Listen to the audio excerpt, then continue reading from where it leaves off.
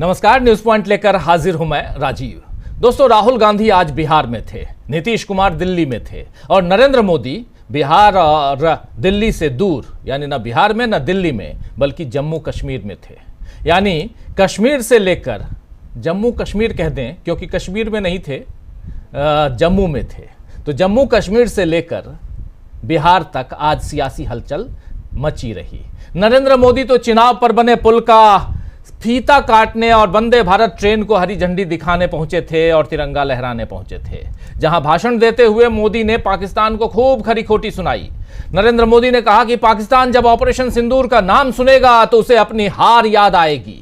लेकिन ये सब कहते हुए मोदी ने यह नहीं बताया कि आखिर ऑपरेशन सिंदूर को एकदम से रोका क्यों गया। जब पाकिस्तान हार ही रहा था तो उससे हार कबुलवा ही लेते, क्यों नहीं हार कबुलवाई? क्यों शहबाज शरीफ को यह कहने का मौका दिया कि हमने 71 का बदला लिया है? क्या यह सब ट्रंप के कहने पर मोदी ने किया? यह सवाल वैसा ही शाश्वत बना हुआ है कि मुर्गी पहले आई या अंडा पहले आया, क्योंकि ट्रंप दावे पर दावे कर रहे हैं कि सीज फायर उन्होंने ही करवाया है। बल्कि अब तो रूसी राष्ट्रपति पुतिन के यहां से भी यही कहा गया है या कह दिया गया है, लेकिन मोदी अब भी चुप हैं। यानी अब डोनाल्ड ट्रंप के साथ साथ पुतिन की भी एंट्री हो गई है इसमें। और ऐसे में राहुल गांधी कहते हैं नरेंद्र सरेंडर, तो बीजेपी को बुरा लग जाता है। लेकिन राहुल गांधी अब भी नहीं रुक रहे हैं। आज भी राहुल गांधी ने यही बात एक नहीं बल्कि कई बार यही बात बिहार की धरती से भी कही है। नरेंद्र सरेंडर, आखिर आपने नरेंद्र मोदी जी आपने सरेंडर क्यों किया?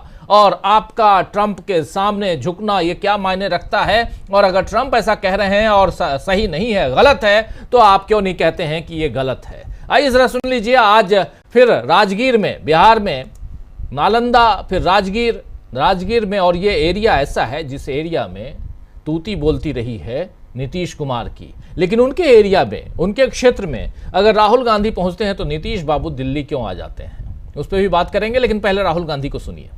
ट्रंप साहब ने 11 बार बोला है, 11 बार,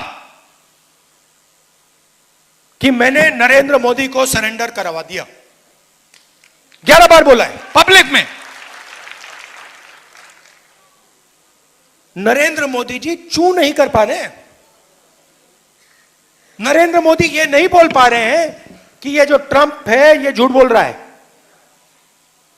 क्योंकि वो सच्चाई है। और मुझे मालूम था कि जिस दिन हमने थोड़ा सा दबाव डाल दिया उस दिन एकदम सरेंडर कर जाएंगे।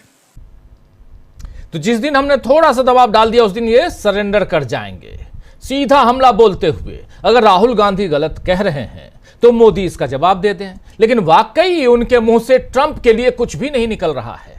मोदी न ट्रंप को कुछ बोलने की हिम्मत दिखा पा रहे हैं और न ही आतंकी हमले से पीड़ित इलाके में जाने की हिम्मत उन्होंने दिखाई। मोदी जब इतने घंटों से जम्मू में थे, कटरा में थे, तो चले जाते पहलगाम, ताकि पर्यटन के लिए एक अच्छा संदेश जाता, कश्मीरियों का हौसला बढ़ता और सबसे बड़ी बात कि दुनिया के सामने उनकी बहादुरी साबित होती। लेकिन मोदी नहीं गए। वहीं राहुल गांधी आज फिर से बिहार पहुंचे और उन्होंने संविधान सम्मान सम्मेलन को संबोधित किया, जिसकी बाइट अभी आप सुन रहे थे। वहीं उन्होंने बताया कि संविधान में जो बातें हैं वो हजारों सालों के भारत के दर्शन का हिस्सा हैं और अभी जो कांग्रेस बनाम बीजेपी की लड़ाई चलती है वो दरअसल विचारधारा की वही लड़ाई है जो हजारों सालों से चली आ रही है। राहुल गांधी ने आज महिलाओं से भी चर्चा की और माई बहन सम्मान योजना के बारे में उनसे बात की। साथ ही मनरेगा जैसी यूपीए सरकार की पहल पर भी राहुल गांधी ने बात की। आइए जरा सुनिए क्या कुछ कह रहे हैं राहुल गांधी इन तमाम मसलों पे।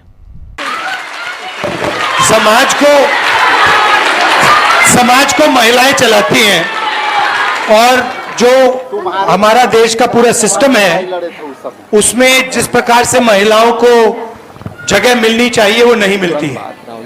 आप कोई भी एरिया देख लीजिए, बड़ी बड़ी कंपनीज देख लीजिए, सरकार देख लीजिए, ब्यूरोक्रेसी देख लीजिए, जितनी भागीदारी महिलाओं को मिलनी चाहिए वो नहीं मिलती है। मिलती है नहीं मिलती है? नहीं मिलती है। तो हम चाहते हैं कि ये बदले और हम चाहते हैं कि बिहार में ज्यादा से ज्यादा महिलाएं हर फील्ड में, कॉर्पोरेट इंडिया में, मेडिकल में, शिक्षा में, हर फील्ड में आगे जाए। हमने मैनिफेस्टो में लिखा है कि हर महीने हम 2500 रुपए हर महिला को, बिहार की गरीब महिलाओं को देना चाहते हैं। और इसके पीछे सोच है कि हर गरीब महिला को कम से कम बैंक अकाउंट में पैसा मिलना चाहिए, होना चाहिए। पिछले चुनाव में, लोकसभा के चुनाव में हमारी एक योजना थी, न्याय योजना, जिसमें हमने कहा था कि 1 लाख रुपए, 1 लाख रुपए हर साल हम महिला के बैंक अकाउंट में डालेंगे। तो वो तो बहुत बड़ी चीज थी, मगर यहां हम हर महीना 2500 रुपए बिहार की सरकार आपको देगी।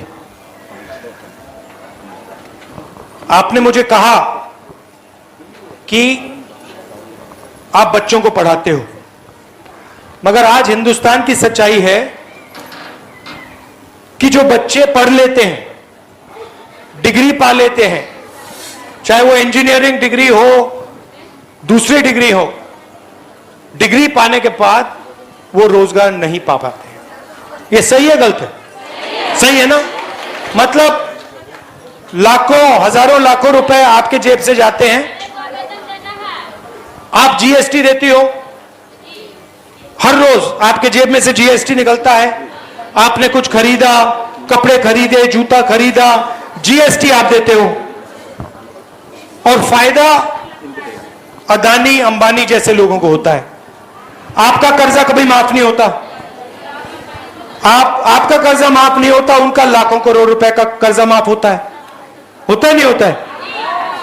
आपको बैंक लोन भी नहीं देगा, आपको साहूकारों से बैंक लोन लेना पड़ता है, 10%, 15% पे लेना पड़ता है। अरे यस सर, है ना? तो आप जीएसटी का पैसा देते हो, आप फिर बच्चों की शिक्षा का पैसा देते हो, फिर आप जब कोई बीमार होता है प्राइवेट अस्पताल में पैसा देते हो। महंगाई बढ़ती जा रही है, तो आपके जेब में पैसा कम होता जा रहा है और उनके जेब में पैसा बढ़ता जा रहा है, बढ़ता जा रहा है, बढ़ता जा रहा है। ये हम बदलना चाहते हैं। तो सुन रहे थे आप यहां पर राहुल गांधी सीधे सीधे अपनी बात रखते हुए महिलाओं के बीच और एक एक मसले को यहां उठाते हुए, एक एक बात उनको समझाते हुए कि अगर हमारी सरकार आएगी तो हम क्या करेंगे। 2500 रुपए हर महीने हर महिला के खाते में देंगे, जो योजना इनकी दूसरे राज्यों में चल रही है, जहां बीजेपी नहीं बल्कि कांग्रेस की सरकार है, या कांग्रेस और इंडिया गठबंधन कह लें तो इंडिया गठबंधन की सरकार है। जैसे पड़ोसी राज्य झारखंड में, वहां भी मैया सम्मान योजना, यहां पर मां बहन योजना, सम्मान योजना जो लेके आ रहे हैं, इन्होंने कहा है। और ऐसे ही दूसरे राज्यों में जो वादे इन्होंने किए थे, उन वादों को यहां कह रहे हैं कि हम पूरा करेंगे, चाहे वो मनरेगा की बात हो या जीएसटी की बात हो, हर बातें यहां पर, और नौकरी की बात, सब महिलाओं के बीच आज राहुल गांधी गया में कर रहे थे। आज गया पहुंचने के बाद राहुल गांधी माउंटेन मैन, जी हां, दशरथ मांझी, सुना होगा आपने नाम, जिन्होंने पहाड़ को चीरकर, कह सकते हैं, सड़क बना दी थी। तो वही माउंटेन मैन दशरथ मांझी के घर पहुंचे राहुल गांधी, जिसके बारे में उनकी पोती ने क्या कुछ कहा है, दशरथ मांझी की पोती ने क्या कुछ कहा है, आइए जरा वो भी सुन लेते हैं। राहुल गांधी आए यहाँ पे, जो बाबा के घर है दशरथ मांझी के, आए बेचारा पावन धरती पर, तो बोले कि बहुत लोग आते तो मेरा भी मन पसंद हुआ, तो मैं भी आए देखने के लिए कैसा बाबा के घर है, कैसा पहाड़ फोड़े, किस तरह से पहाड़ फोड़े। तो देखे, पहाड़ भी देखे जाके वहाँ, और यही बातचीत किए कैसे पहाड़ फूटा। तो हम लोग बताएं अपना स्थिति कि मेरा दादी खाना पानी लेके जा रही थी, तो पहाड़ से टक्कर होके गिर गई, तो पहाड़ फूट गए। अच्छा, आप लोगों से, बच्चों से भी मुलाकात की, आपने उनको क्या कहा? जी, आपने उनको क्या कहा जब बच्चों से मुलाकात की और बातचीत हुई? जी, बच्चों से मुलाकात किए तो वही बातचीत किए हैं कि बच्चा कौन क्लास में पढ़ रही है, पढ़ाई के बारे में पूछा। तो मेरे बच्चे बोली कि हम 6th क्लास में पढ़ रहे हैं सर। तो बोला पढ़ लिख के क्या बनेगी? तो बोले कि हम डीएम बनेंगे। अच्छा, तो बोले हैं, वो हंसने लगी राहुल गांधी जी। तो बोले आपने क्या कहा? तो हमने क्या कि सर देखिए इनका कितना बड़ा हौसला है कि बाबा के ये बच्चा एक बोल रहा है कि हमारे नाना जी कैसे गरीब काटे, कैसे अथी हुए। तो कल के डीएम बन के क्या करेंगे? तो कल के हम गरीब के बच्चा के देखेंगे और भीख मांगता है जिसका हम सहारा लेंगे, मेरा बच्चा बोला। और राहुल गांधी ने क्या कहा? वही बोला, पूछा राहुल गांधी कि अब डीएम बन के क्या करेंगे? अच्छा। तो बोला कि हम गरीब के सहारा बनेंगे, गरीब के खाना दिलवाएंगे, घर दिलवाएंगे, ऐसे बोला। तो बोले हैं कि कुछ मदद करने की बात जी हाँ बोले हैं कि, तो हम बोले कि सर आप आए कि आप देख रहे हैं। हाँ, तो हम कहें आप बोलने की बात नहीं है, हम देख रहे हैं स्थिति किस तरह से गुजर रहे हैं, ऐसे हो रहे हैं। क्या नाम हुआ मैम? मेरा नाम अंशु कुमारी है। आप कौन लगी दशरथ मांझी जी? पोती है उनका। पोती है। तो दशरथ मांझी की पोती अपने बाबा की बात बता रही थी और यहां आए थे राहुल गांधी उनसे मिलने।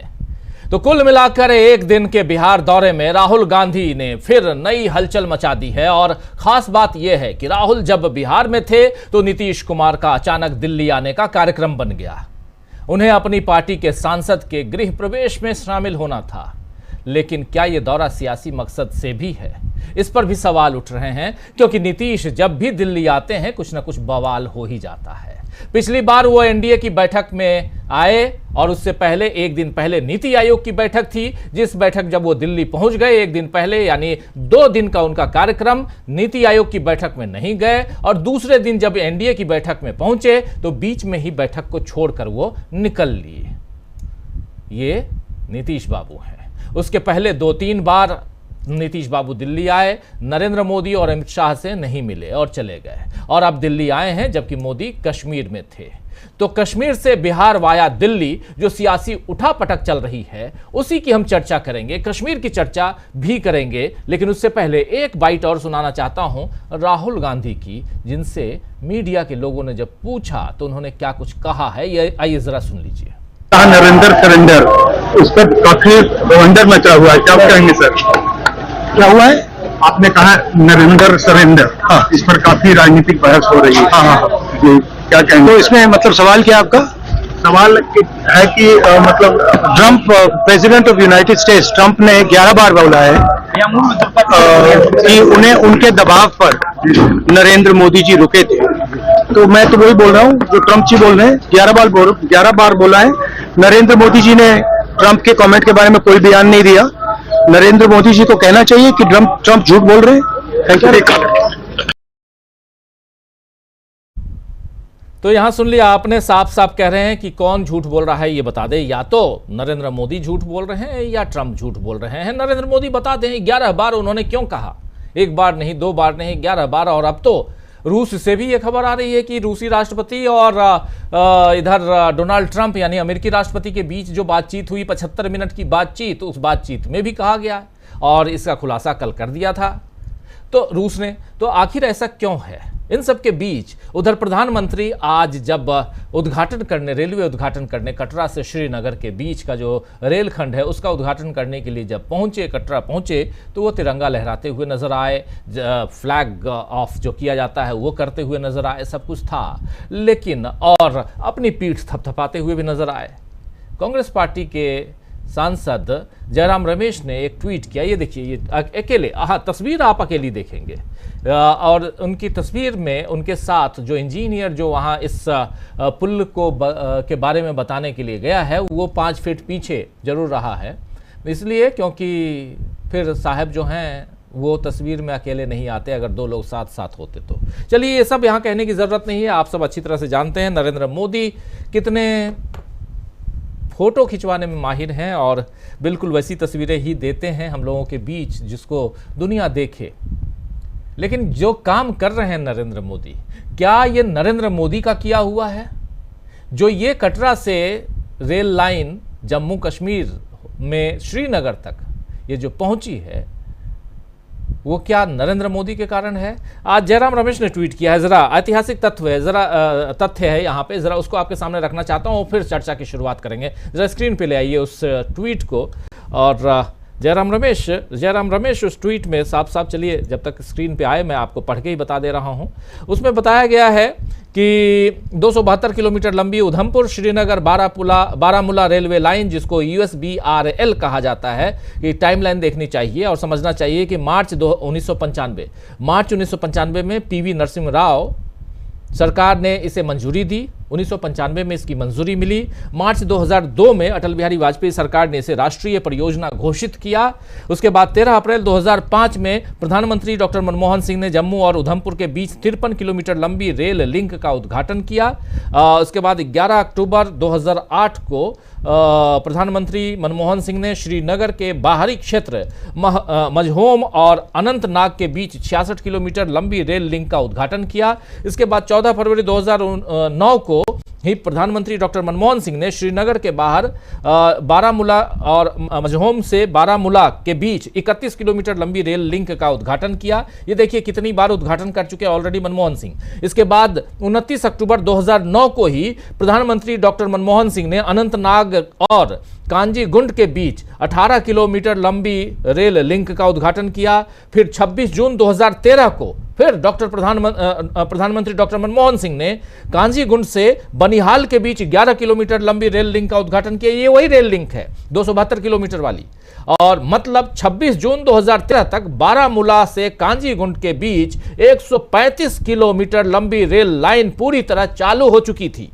4 जुलाई 2014 को प्रधानमंत्री नरेंद्र मोदी ने कार्यभार संभालने के 39 दिन में उधमपुर और कटरा के बीच 25 किलोमीटर लंबी रेल लाइन का उद्घाटन किया, जो 2014 लोकसभा चुनाव की आचार संहिता लग जाने के कारण डॉक्टर मनमोहन सिंह नहीं कर पाए थे। ये उन्हीं को करना था डॉक्टर मनमोहन सिंह को, लेकिन आचार संहिता के कारण नहीं कर पाए। 2014 के बाद कटरा से बनिहाल के बीच 111 किलोमीटर लंबा रेलखंड पूरा हुआ है, जिसके लिए प्रमुख ठेके पहले ही दिए जा चुके थे, और चिनाब पुल के ठेके 2005 में ही कोंकण रेलवे कॉरपोरेशन को दे दिया गया था, और उसकी साथी कंपनी दक्षिण कोरिया की ultra construction and engineering limited थी, इसको दिया गया था। मोदी जी, देश हम सब की मिलीजुली इच्छा शक्ति से चलता है, कैमरे पर अकेले चेहरा थोपने से नहीं। ये कांग्रेस पार्टी के सांसद जयराम रमेश का ट्वीट है, जो मैं आपको पढ़ के सुना रहा था। मोदी जी की सच्चाई आपके सामने रख रहे थे। लोगों को लगता होगा कि आखिर ये सब कुछ मोदी जी ने ही किया है, क्योंकि मोदी है तो मुमकिन है। लेकिन मोदी है तो मुमकिन है का नारा क्या सचमुच आज भी गुंजायमान है, या उस पर राहुल गांधी ने सरेंडर का ठप्पा लगा दिया है? चलिए चर्चा की शुरुआत करेंगे इसी सवाल से कि आखिर क्या सचमुच सरेंडर का ठप्पा लग चुका है नरेंद्र मोदी के ऊपर। हमारे साथी जरा स्क्रीन पर ले आइए तमाम हमारे वरिष्ठ साथियों को। देखिए इस वक्त 5 वरिष्ठ साथी जुड़े हुए हैं हमारे साथ। धनंजय जी एक लंबे अंतराल के बाद जुड़े हैं। धनंजय भाई, आपका स्वागत है इस कार्यक्रम में। हमारे साथ जुड़े हुए हैं फराह शाकिब साहब, आपका भी स्वागत है शाकिब साहब, सीधे बिहार से। और सुनील शुक्ला जी सीधे इलाहाबाद से हमारे साथ जुड़े हुए हैं। सुनील जी आपका स्वागत है। इधर दिल्ली से हमारे 2 साथी प्रशांत टंडन जी और अमलेंदु उपाध्याय जी, आप दोनों का भी स्वागत है। स्वागत आप तमाम दोस्त साथी शुभचिंतक आप सबका, जो अब तक जुड़ चुके हैं उनका भी, जो जुड़ने वाले हैं उनका भी। सीधे सुनील जी आपसे शुरू करना चाहता हूं, जरा आपसे समझना चाहता हूं जल्दी जल्दी कि एक तरफ प्रधानमंत्री नरेंद्र मोदी का वो तिरंगा लहराते, बहुत अच्छा लगता है तिरंगा अगर किसी के हाथ में हो देखना, लेकिन अगर तिरंगे के साथ और लोग भी रहें तो कितना मजा आता है। अभी तक हम लोगों ने यही देखा है कि एक आदमी नहीं, एक हुजूम होता है तिरंगा लिए हुए कई लोग। कितना अच्छा होता, चिनाब नदी के ऊपर बना हुआ ये ब्रिज, उसमें आगे आगे प्रधानमंत्री, पीछे से पूरी टीम अगर रहती तो कितना मजा आता। लेकिन ये अकेले क्यों घूम रहे हैं? राहुल गांधी उधर कह रहे हैं आप तो सरेंडर कर दिए, यहां नरेंद्र मोदी कह रहे हैं कि जब भी पाकिस्तान ऑपरेशन सिंदूर के बारे में सोचेगा तो कांप उठेगा। डायलॉग बहुत बढ़िया है। सुनील जी।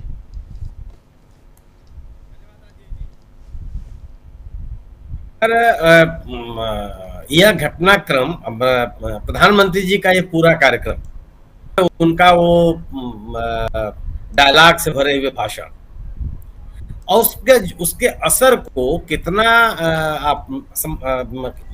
क्या असर पड़ा होगा जब उसी सभा में वहां के मुख्यमंत्री उमर अब्दुल्ला कहते हैं कि हमको राज्य का दर्जा मेरा छीन लिया गया, मेरी स्थिति कमजोर कर दी गई। यह एक राज्य की पीड़ा है। जब आप तिरंगा झंडा फहराते हैं तो आप आत्मगौरव से भर जाते हैं, आपको एक आपके मन में एक अतिरिक्त सुरक्षा का भाव होता है।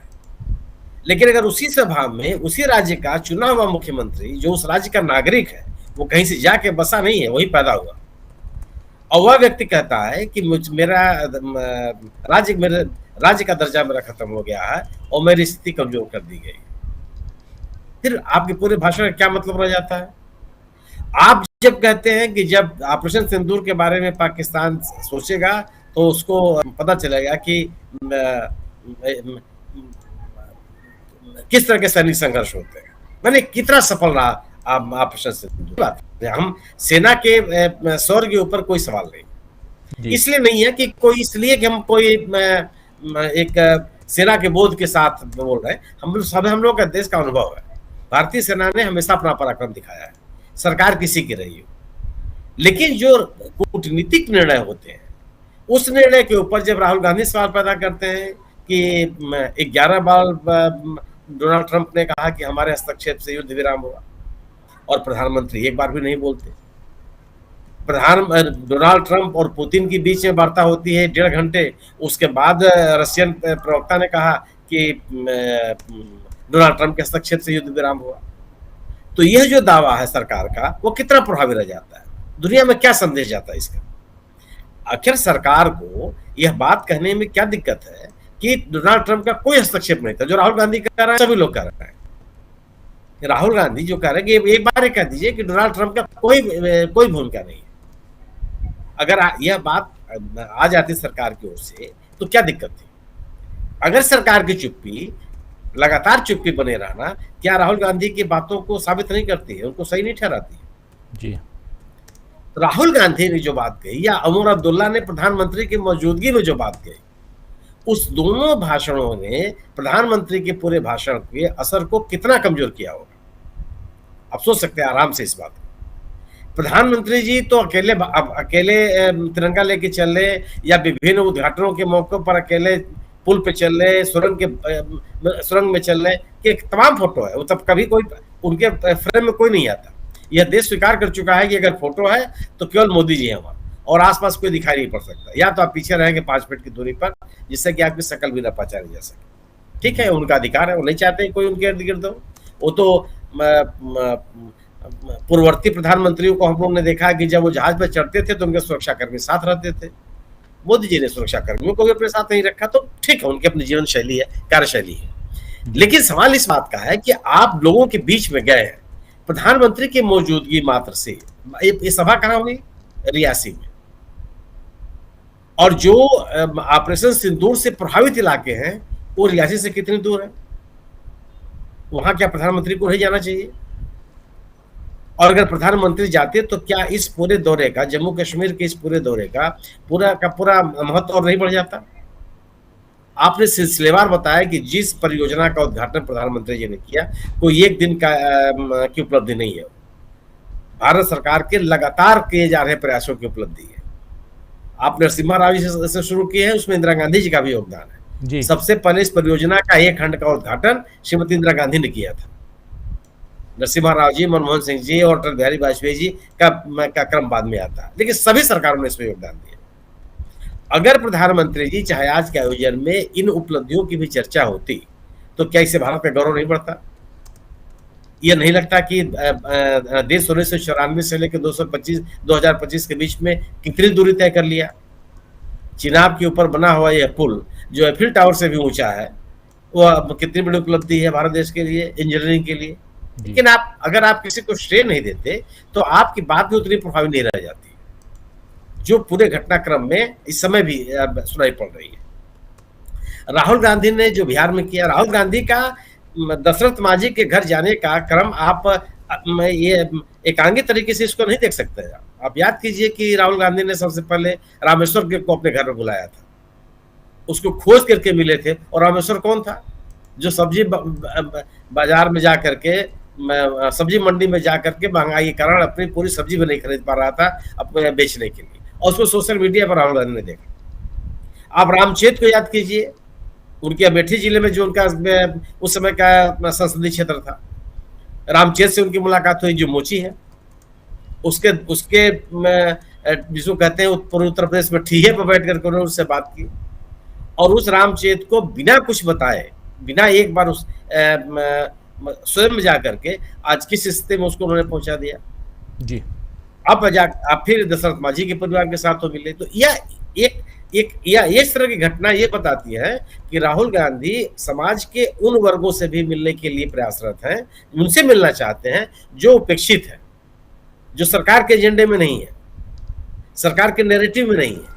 और उनका ये मानना है कि अगर आप इन्हें प्रोत्साहित नहीं करेंगे तो आप एक मजबूत समाज, एक मजबूत देश नहीं बना सकते। बार बार लोग कहते रहते हैं कि जो कलाकार हैं, सक्षम लोग हैं, जो वंचित लोग हैं, उनके मदद के लिए प्रयास किए जाने चाहिए।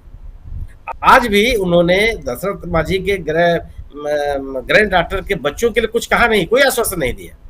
आने वाले दिनों में आप देखेंगे कि उन बच्चों की पढ़ाई की जो ललक है उसको पूरा करने के लिए एक विपक्ष के नेता ने कितनी मदद की। जी बिल्कुल, यह इस बात की उम्मीद की जाती है। अगर आप कहीं जाते हैं, विपक्ष का नेता कहीं जा रहा है, प्रधानमंत्री कहीं जा रहा है, प्रधानमंत्री जम्मू कश्मीर में गए, अगर वह उन पीड़ितों से मिल लिए होते जो इस पूरे घटनाक्रम से प्रभावी है, उन परिवार के लोगों से मिले होते जो पुंछ में पाकिस्तान की सेलिंग में जो लोग हताहत हुए हैं, जिनकी संपत्तियों का नुकसान हुआ है, जिनके परिजनों ने जान गंवाई है, तो ये आप एक संदेश देते हुए नजर आते हैं।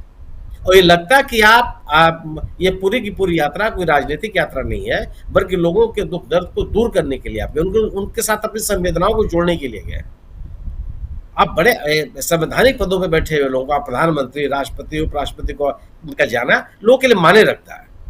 लेकिन अगर आप केवल और केवल ऐसे कार्यक्रमों में शामिल होते, ठीक है, मैं इस जो चिनाब का ये पुल है या रेल कनेक्टिविटी जो जम्मू से लेकर श्रीनगर की हुई है, पूरी कंप्लीट हो गई, ये सामान्य उपलब्धि नहीं है, मैं इसकी तारीफ करता हूँ और मैं मानता हूँ कि सरकार ने बहुत उल्लेखनीय उपलब्धि हासिल की है। लेकिन केवल एक सरकार की उपलब्धि नहीं है, पूरे भारत सरकार के सतत प्रयासों का ये परिणाम है। लेकिन सवाल है कि आप उन लोगों से भी तो अगर आप मिलते, जो लोग एक उम्मीद की किरण बांधे बैठे हुए हैं कि आखिर जो उनको जिन स्थितियों का सामना करना पड़ा, उनके पुनर्वास के लिए क्या प्रयास किए जा रहे हैं, वह अपने घरों में कैसे लौटेंगे, उनमें सुरक्षा के भाव कैसे पैदा होंगे, सवाल भी तो पैदा होता। लेकिन वहां उस घटनाक्रम की न तो चर्चा की गई, न उनसे मिलने का प्रयास किया गया, न ये भी नहीं हुआ, मैंने कोई चित्र नहीं देखा, वीडियो को नहीं देखा जिसमें कम से कम उन परिवारों को बुला करके ही बात की गई कि ठीक है वहां नहीं आप जा पा रहे हैं, उन परिवारों को बुला लिया है। कई कार्यक्रम में ऐसे भी कार्यक्रम होते हैं इसी कार्यक्रमों के दौरान कि उन लोगों को बुला लिया जाता है, उनसे बात की जाती है, मुलाकात होती है, मुलाकात होती है, उन मुद्दों पर भी चुप रहे। आप यह भी कुछ नहीं बात कर रहे हैं कि जो लोग उस घटनाक्रम में प्रभावित हुए हैं, इस संघर्ष में प्रभावित हुए हैं, उनके लिए सरकार क्या सोच रही है, क्या कर रही है, एक शब्द भी आपने उसके बारे में बात नहीं की। तो जो बातें प्रधानमंत्री जी कर रहे हैं वह बातें निश्चित रूप से महत्वपूर्ण है, लेकिन जो सवाल उठा रहे हैं राहुल गांधी वो ज्यादा महत्वपूर्ण है। क्योंकि सवाल ये नहीं है, सवाल ये है कि जो बातें भारत सरकार कभी स्वीकार नहीं करती रही है, आखिर वो कैसे हो गया। सेना के शौर्य के साथ साथ जो कूटनीतिक निर्णय थे, उन कूटनीतिक निर्णयों में सरकार कहाँ विफल हो गई। दुनिया के मंच पर सरकार का योगदान की भूमिका थी कि पाकिस्तान को अलग थलग करती, वो क्या हुआ, वो हम पाकिस्तान को कितना घेर पाए, अंतर्राष्ट्रीय मंचों पर आप कितना अलग थलग कर पाए। जो आज के ताजा घटनाक्रम है, हाल के घटनाक्रम है, चाहे वो इंटरनेशनल मॉनेटरी फंड से पैसा मिलना हो, वर्ल्ड बैंक से, एशियाई डेवलपमेंट बैंक से पैसा मिलना हो, चाहे संयुक्त राष्ट्र के विभिन्न समितियों के जिम्मेदारी सौंपने का सवाल हो, ये तो साबित करते हैं कि नहीं आप पाकिस्तान को घेरने में जो सफलता मिलनी चाहिए थी वो नहीं हो पाई। तो बड़े सवाल हैं, इन सवालों का जवाब सरकार को देना पड़ेगा। ये इस डायलॉगबाजी से या केवल संवाद, बड़े बड़े डायलॉग बोल देने से काम नहीं चलता, लोग उससे प्रभावित नहीं होते। बिल्कुल सही कह रहे हैं आप सुनील जी, बिल्कुल सही कह रहे हैं, लोग प्रभावित उससे नहीं होंगे। जरा चलते हैं बिहार, फर्रा शाकिब जी हमारे साथ जुड़े हुए। शाकिब जी आवाज आ रही है थोड़ा?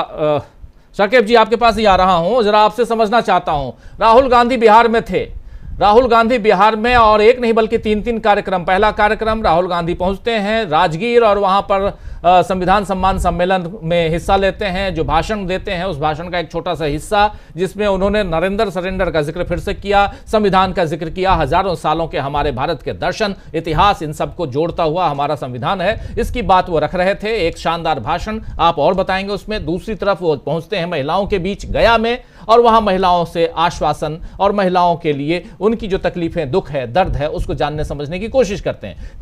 तीसरा जो है उनका वो बोधगया परिसर, वो जगह जहां पर भगवान बुद्ध को ज्ञान की प्राप्ति हुई थी। लेकिन कैसी हलचल और क्यों आज नीतीश बाबू दिल्ली भागे भागे चले आए जब राहुल गांधी वहां थे और वो भी उनके गढ़ में थे? क्या कुछ है राहुल गांधी के आज के इस विजिट के अपडेट्स आपके पास? सर देखिए, आज का जो राहुल गांधी का कार्यक्रम हुआ है, मेरी आवाज आ रही है? जी जी बिल्कुल आ रही है, बिल्कुल। आज का जो राहुल गांधी जी का कार्यक्रम हुआ है और जिस बेल्ट में कार्यक्रम हुआ है, वो मगध शाहबाद के इलाके में जो कार्यक्रम हुआ है, वो दरअसल नीतीश जी से ज्यादा मांझी जी की परेशानी बढ़ाने वाला है। और मांझी जी की परेशानी स्वाभाविक रूप से बढ़ाने वाला है। और देखिए, राजेश राम जी को कांग्रेस का प्रदेश अध्यक्ष बनाए जाने के बाद से मैं आपको बता रहा हूं कि पिछले 20 सालों में गैर आवाज चली गई, शाकिब जी की आवाज चली गई। चलिए जी, जनता पार्टी। जी शाकिब जी, आवाज आ रही है सर? जी आ रही है, कनेक्शन बहुत लूज है, लेकिन फिर भी जी प्लीज।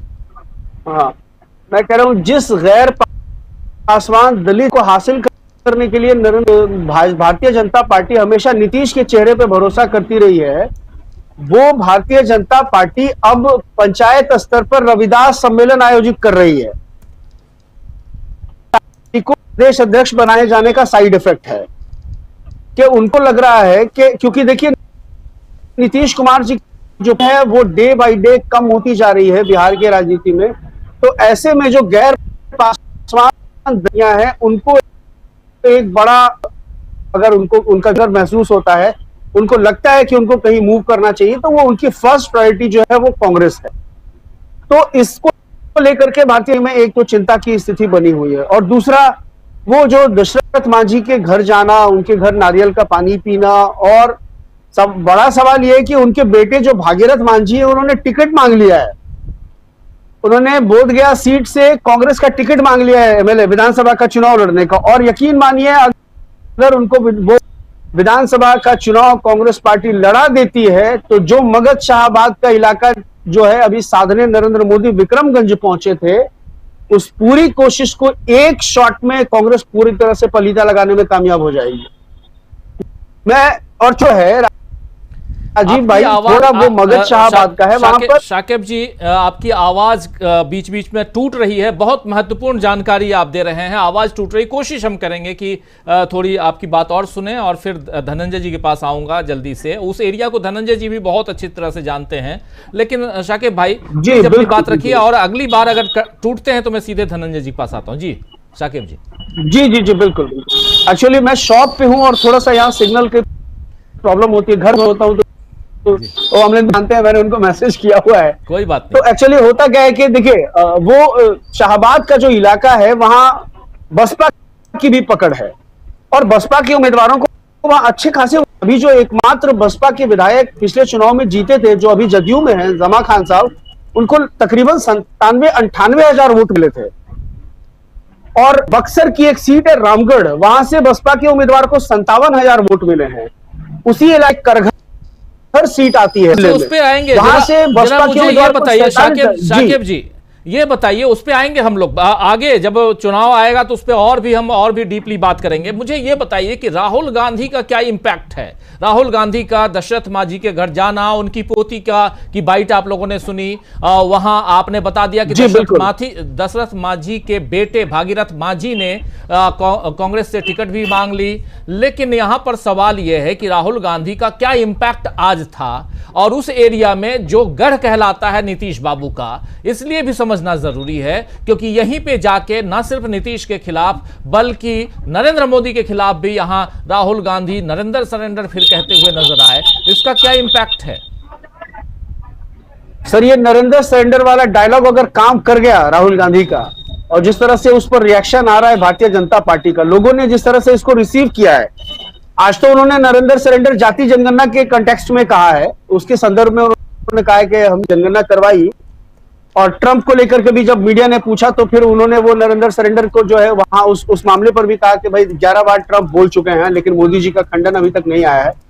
तो जनता इसको बहुत सीरियसली रिसीव कर रही है, और ये रिसीव कर रही है इसलिए आप देखेंगे कि जो भारतीय जनता पार्टी के प्रदेश अध्यक्ष हैं वो गाली गलौज तक उतर आए हैं, वो राहुल गांधी को पप्पू बोल रहे हैं, नमक हराम बोल रहे हैं, मतलब इस तरह की भाषा इस्तेमाल कर रहे हैं दिलीप जायसवाल जो भारतीय जनता पार्टी के प्रदेश अध्यक्ष वो तो अपने टीचर को भी गाली दे रहे हैं, वो तो अपने जी बिल्कुल। मैं आपको बता रहा हूं कि आप अंदाजा लगाइए कि कितनी बौखलाहट है। ये एक्चुअली ये मतलब नॉर्मल नहीं है, ये आप समझिए जो फ्रस्ट्रेशन लेवल है वो समझ रहे हैं कि इस बार राहुल गांधी ले रहे हैं। आप उनको पप्पू नहीं बोल सकते हैं, आप बोल सकते हैं पप्पू, लेकिन जनता उनको पप्पू नहीं मानने को तैयार है। और मैंने आपसे पहले भी पिछली डिबेट में भी कहा था कि ये जो जातिगत जनगणना वाला मामला है राजीव भाई, इसको लेकर के बिहार में चूंकि जातिगत जनगणना सर्वे हो चुका है, और जिस तरह से भाजपा के नेताओं ने पर्दे के पीछे से इसको लेकर रायता फैलाया हुआ है वो पब्लिक डोमेन में है। तो इसलिए ये लाख जाति जनगणना का की घोषणा कर दें, काम शुरू करवा दें, लेकिन इसको रिसीव किया है पब्लिक ने राहुल गांधी के स्ट्रगल को लेकर के, राहुल गांधी के प्रेशर को लेकर के और महागठबंधन के प्रेशर को लेकर के। क्योंकि देखिए बिहार में जब जातिगत जनगणना के आंकड़े आए थे तो उस वक्त भी तेजस्वी सरकार में थे, और उसका पूरा क्रेडिट जो है तेजस्वी यादव को ही गया है, नीतीश कुमार को भी गया है, लेकिन उसके साथ भाजपा को नहीं गया है।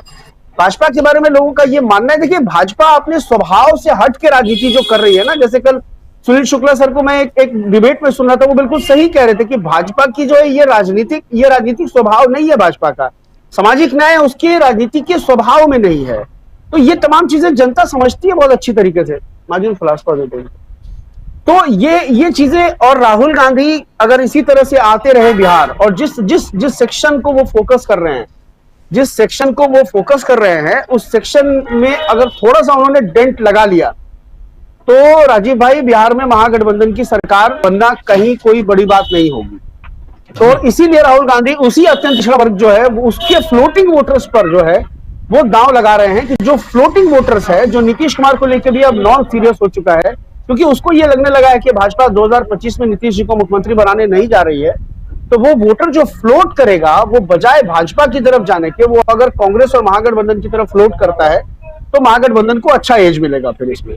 बिल्कुल दोबारा आता हूं शाकिब जी आपके पास, लेकिन फ्लोटिंग वोटर्स यानी कांग्रेस पार्टी अभी से पूरे चुनावी गणित को फिट बैठाने की कोशिश में है, लेकिन उसके साथ साथ जरा धनंजय जी जल्दी से आपके पास, फिर प्रशांत जी के पास आता हूं। सवाल यह है धनंजय जी कि क्या सरेंडर, नरेंद्र सरेंडर, ये जो सरेंडर है ये अंदर तक जो कह रहे हैं शाकिब जी कि ये पहुंच चुका है, अगर ये पहुंच गया है या पहुंच रहा है तो इसके क्या मायने? क्योंकि बीजेपी इसको पहले बीजेपी सिंदूर, घर घर सिंदूर बांटने की बात कर रही थी, जिसको फेक न्यूज बताया गया। उसके बाद फिर अब नरेंद्र मोदी जी कल सिंदूर का एक पौधा जो कुमकुम का पौधा है, उसके बाद उससे सिंदूर बनाया जाता है, वर्मिलियन कहा जाता है अंग्रेजी में, और वो पौधा रोपते हुए वो ट्वीट करते हैं। एक अभी नरेंद्र मोदी का एक ट्वीट और आया है, वो कह रहे हैं कि मुझे कनाडा के प्रधानमंत्री का फोन आया, 1 मिनट में ट्वीट पढ़ के बता दे रहा हूं, उनका फोन आया कनाडा के प्रधानमंत्री का, और मैंने उनको कांग्रेचुलेट किया रिसेंटली क्योंकि उन्होंने इलेक्शन जीता है और प्रधानमंत्री बन गए हैं, मार्क काटने की बात कर रहे हैं, और उसके बाद उन्होंने मुझे G7 में इनवाइट किया है, ये देख लीजिए ये है। और उसके बाद कह रहे हैं कि हम ये जो दोनों देशों के बीच जो पीपल टू पीपल टाई है, उसके लिए इंडिया और कनाडा दोनों एक साथ काम कर रहे हैं, ये सारी बातें यहाँ पर। और look forward to our meeting at the summit, यानी मैं जा रहा हूं उस मीटिंग में, इसकी घोषणा इन्होंने कर दी। अभी फजीयत हो रही थी कि अभी तक बुलाया नहीं गया, और आप जानते हैं कि कनाडा में G7 की मीटिंग है और उसमें 6 साल में पहली बार ऐसा था कि प्रधानमंत्री को बुलाया नहीं गया था। जबरदस्त प्रेशर था नरेंद्र मोदी के ऊपर, और जुगाड़ फिट हो गया तो अच्छी बात है। लेकिन धनंजय जी इधर आपके पास आना चाहता हूं और बहुत महत्वपूर्ण बात, यहां सरेंडर की बात हम कर लें। विदेश नीति में क्या है यहां कुछ बताने की जरूरत नहीं है, हम लोग विदेश नीति में फेल हो चुके हैं, कहने में कोई गुरेज भी नहीं है। तकलीफ होती है ये कहते हुए भी कि दुनिया में अगर आप लेके जाए अपने पासपोर्ट को तो आपका पासपोर्ट कहां होगा ये आप समझ सकते हैं। धनंजय जी, सरेंडर का मामला क्या है और सरेंडर कितना अंदर तक पहुंच गया है, कैसे देखा जाए इसको? और उसमें भी बिहार की अगर बात करें, बिहार के रग रग से चप्पे चप्पे से आप वाकिफ हैं, उसमें भी आज जहां राहुल गांधी थे उस चीज को उन जगहों को तो आप और भी अच्छी तरह से जानते हैं। देखिए, मेरी आवाज आ रही है? जी, बहुत अच्छे से जी। बिहार में डबल सिलेंडर है, डबल सरेंडर, जैसे डबल इंजन होता है ना, डबल सरेंडर। एक सरेंडर नीतीश कुमार, दूसरे सरेंडर मोदी जी। तो अब सरेंडर स्क्वायर हो गए हैं, तो सरेंडर स्क्वायर का मतलब समझिए। दूसरी बात आप गौर कीजिए, पूरा भाषण जो है राहुल गांधी जी का, उसमें कहीं उन्होंने नीतीश कुमार का नाम नहीं लिया। पिछले भाषण में उन्होंने कहा था कि जो बिहार की जनगणना हुई वो फेक जनगणना है। इस बार उन्होंने कुछ बोला नहीं। उन्होंने कहा कि जो मॉडल है जाति गणना का उनका, बीजेपी का, और जो हमारा है उसमें भारी अंतर है, और उन्होंने डिटेल उस पर बात की। और सामाजिक न्याय, जाति गणना, ये भी कहा उन्होंने, राहुल गांधी ने, कि भाई अगर सही तरीके से जाति गणना हो गई तो बीजेपी की राजनीति खत्म हो जाएगी। ये भी, अब सरेंडर की बात मैं और थोड़ा पीछे ले जाऊं। आप याद कीजिए जब ट्रंप राष्ट्रपति बने अमेरिका के, और उन्होंने जिस तरह से टैरिफ वाला वार शुरू किया, मोदी जी को बेइज्जत किया, उसके बाद फिर मोदी जी जाना चाह रहे थे, वहां नहीं जा सके, कितनी सारी चर्चाएं हुई देश विदेश में हर जगह। फिर अप्रवासी अवैध भारतीय थे, उनको सिक्कड़ और हथकड़ी लगा करके भारत भेजा, उसमें बेइज्जती हुई। फिर जो है ये आतंकवाद वाला मसला आ गया।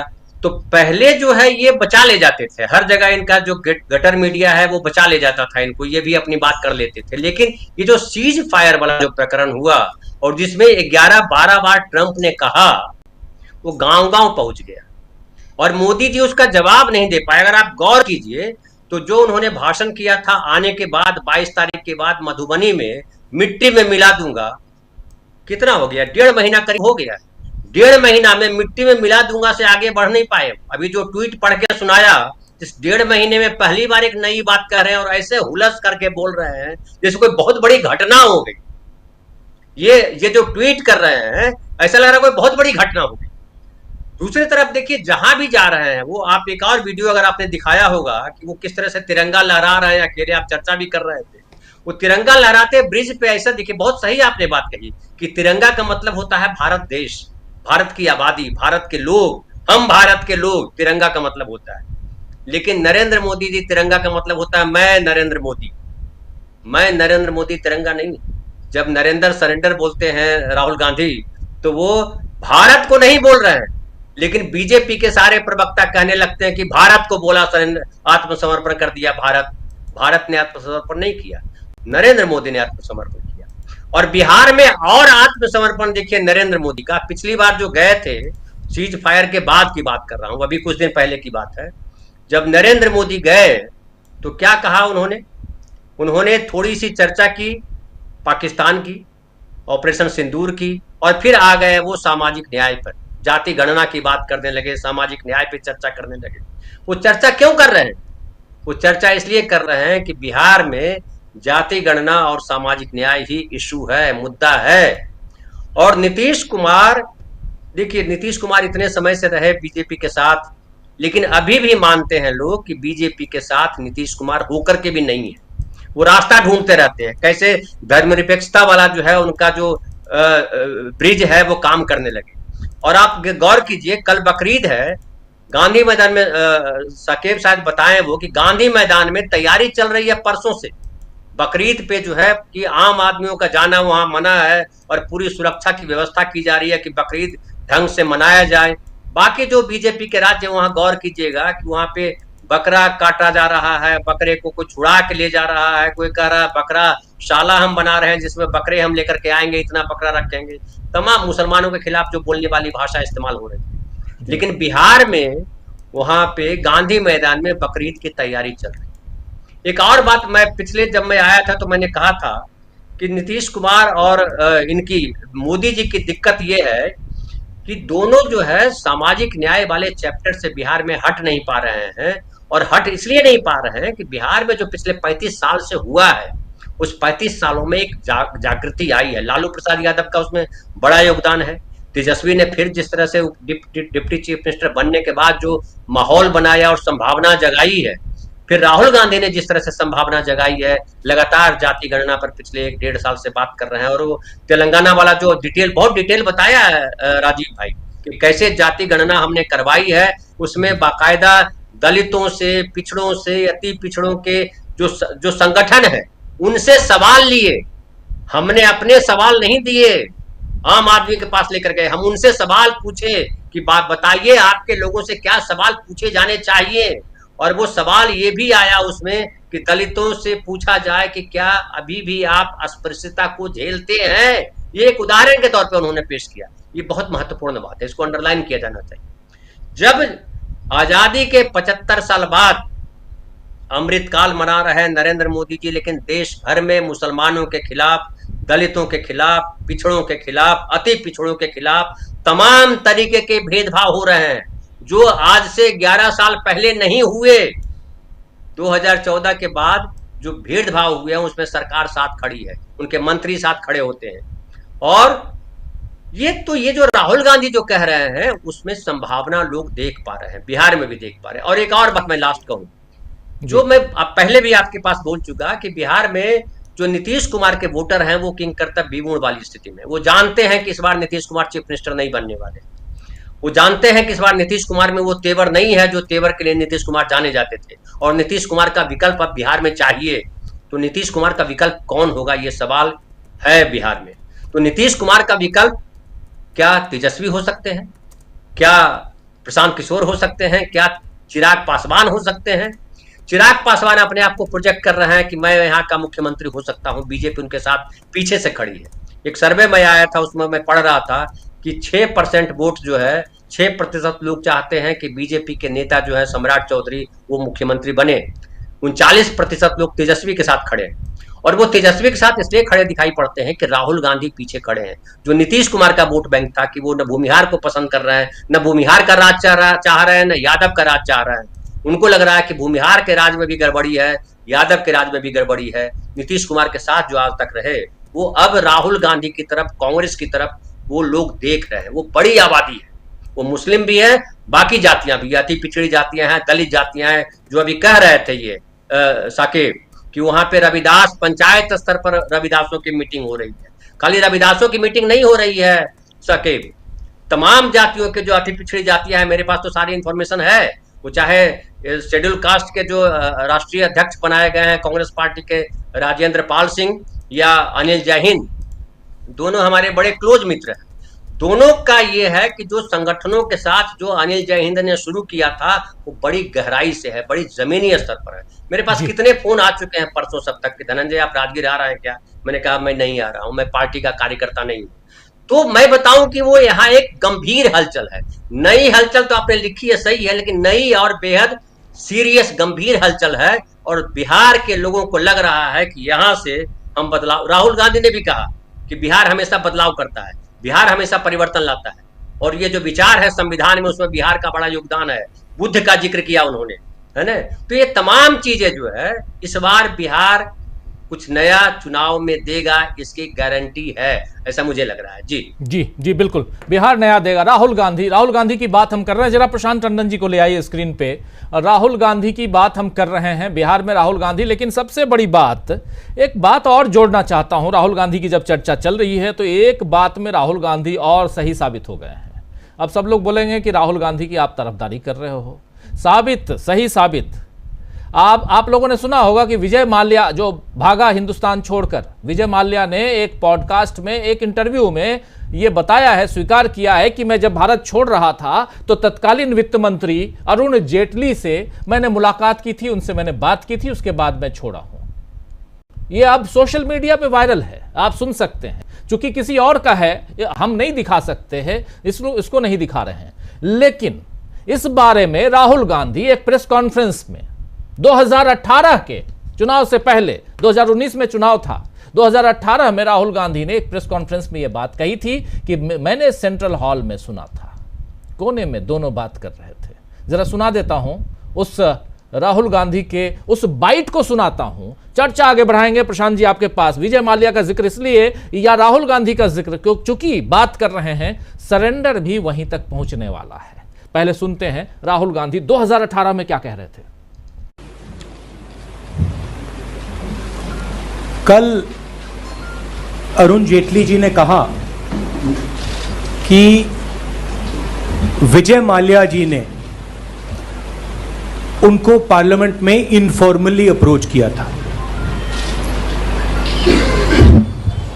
लंबे ब्लॉग लिखते हैं, मगर पता नहीं क्या कारण था, इस मीटिंग के बारे में उनके किसी ब्लॉग में, किसी बयान में, किसी कमेंट में इस मीटिंग के बारे में उन्होंने नहीं कहा। और जो अरुण जेटली जी ने कल कहा कि ये मीटिंग माल्या जी उनके पीछे आके उनसे 2-3 शब्द बोल के चले गए, वो झूठ है।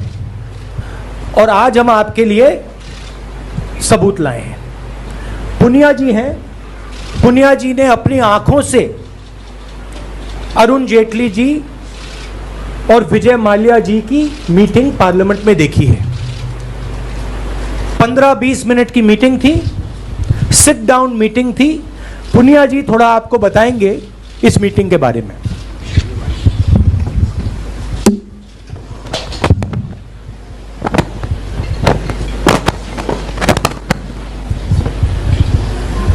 दो 2016 बजट सत्र की बात है।